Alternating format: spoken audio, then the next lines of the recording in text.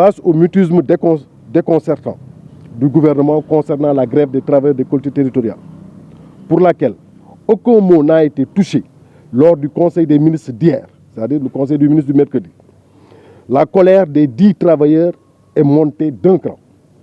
Ce gouvernement, beaucoup plus préoccupé par son agenda politique relatif aux élections présidentielles de 2024, adopte une posture regrettable et irresponsable qui pourrit la situation et inquiète sérieusement les populations.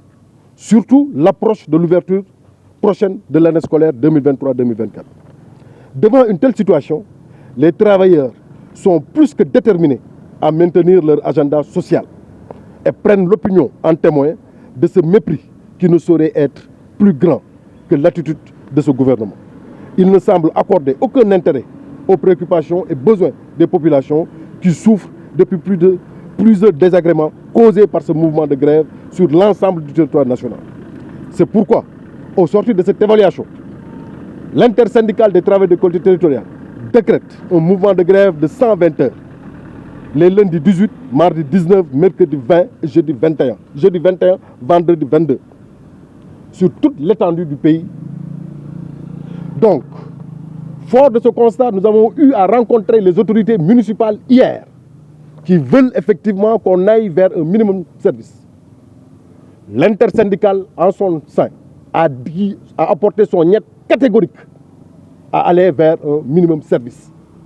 Et la réunion s'est terminée en queue de poisson parce qu'ils veulent nous faire forcer des choses que nous n'accepterons pas, que nous ne sommes pas prêts à accepter.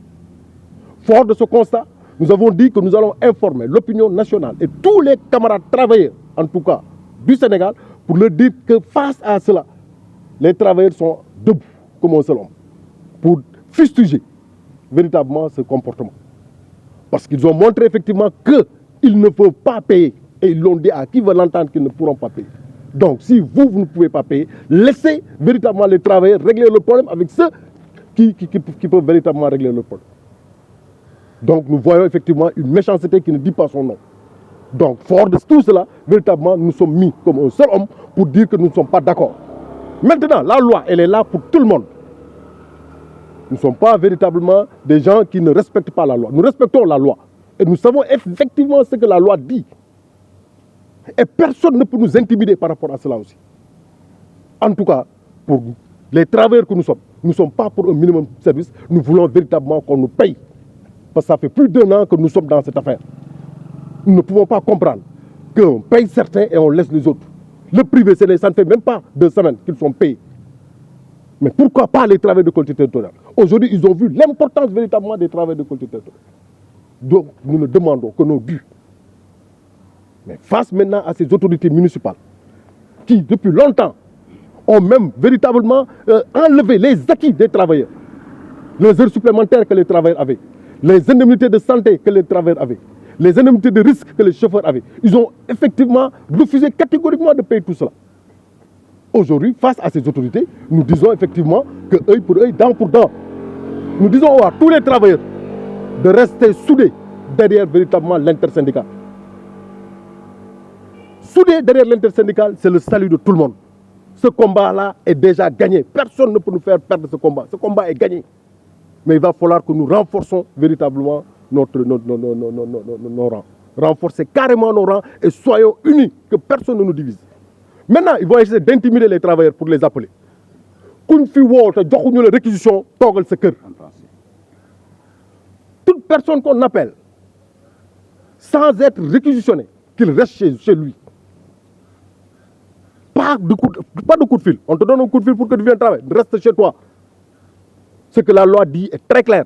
Si maintenant une réquisition sort pour réquisitionner un élément, il a le plein droit de venir répondre. Et là, l'intersyndicale va protéger tous ses travailleurs. Mais aussi la réquisition, il y a des normes aussi. Nous n'allons pas accepter ce qui s'est passé à la RPM de se reproduire ici. Les réquisitions, il y a des normes. Et s'ils ne respectent pas les normes, on va protester contre cela aussi. Et ça, il faut que ça soit clair. Nous avons aussi des camarades qui ont été véritablement mis en truc. Parce que tu ne peux pas appeler les gens à une réunion. Or que toi, tu as déjà pris ta décision. Nous étions hier en réunion, avant d'arriver même dans la salle de réunion, un de nos camarades, véritablement, a reçu une sommation. Disons que ce n'est pas élégant, ce n'est pas galant. Véritablement, ce camarade va parler, lui. Il va parler personnellement. Personne ne parle à sa place, il va parler. Parce que nous n'accusons personne. C'est des faits qui sont là. Pour dire à la population de Ziguinchor que nous ne voulons vraiment pas faire de désagréments à leur égard. Mais ce compte tenu aujourd'hui, par rapport à notre situation, nous n'avons rien d'autre que de faire ça. C'est la seule arme qui nous reste. Mais nous ne voulons pas véritablement faire du mal à qui que ce soit. Qu'ils le sachent comme ça. Nous sommes dans la population, nous sommes des membres de la population. Aujourd'hui, ce qui se passe ne nous plaît pas. Mais nous sommes obligés effectivement de le faire.